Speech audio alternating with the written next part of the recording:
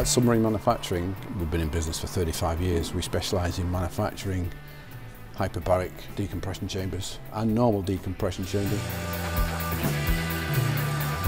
Our client base at the moment is based on the offshore oil and gas industry, offshore renewables, and one of our specialist markets is hyperbaric medical chambers used by private medical institutions and sports-related injury clinics. Oxygen is one of the main healing gases when it's going around inside our system. What we're actually doing, going from 21% to 100% oxygen. The oxygen molecules are being pushed through your body quickly, and that is actually starting this healing process. He's done it again 3 years on. James Ellison back on the top deck of the podium. The Hyperbaric chamber, the first time I've used it was 2004 after I had a serious injury in MotoGP. And Ross Conley, obviously he works here, his dad owns the company. The Ellison family are friends of ours. We'll do anything we can to help them out. It's also a good example for us to show the rest of the sports fraternity. It's a type of treatment that is there, it's out there, and we are probably one of the biggest and specialists in the UK, and obviously with our relationship and our great love of motorcycles, we always offer our assistance to help him out wherever we can. James Ellison from Cumbria, up in the northwest, actually now living in Morecambe with wife Sarah and little baby boy. Not many people said considered move south. Oh, it is! It gets a big.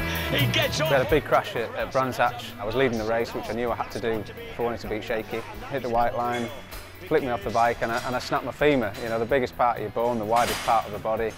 So yeah, the season didn't quite go to plan. Oh, and I broke my kneecap in 3 pieces as well.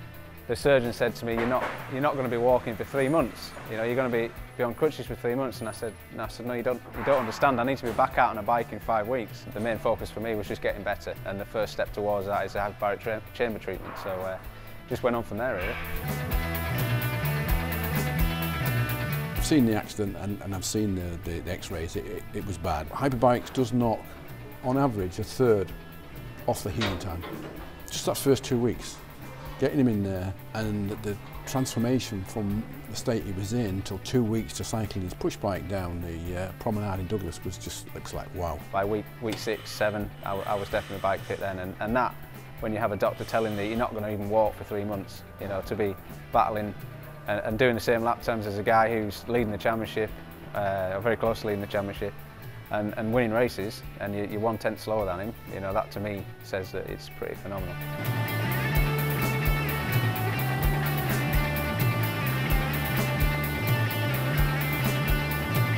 There are trials going on with the NHS with certain centres to see how they're benefiting, because long term, for them, it will reduce costs. Now my treatments have nearly finished now. We're just over a couple of months down the line, which, like I said, for a broken femur, that's minimum 3 to 6 months in physio that you would need, and I'm back on my feet and fighting at the front of a British Superbike Championship.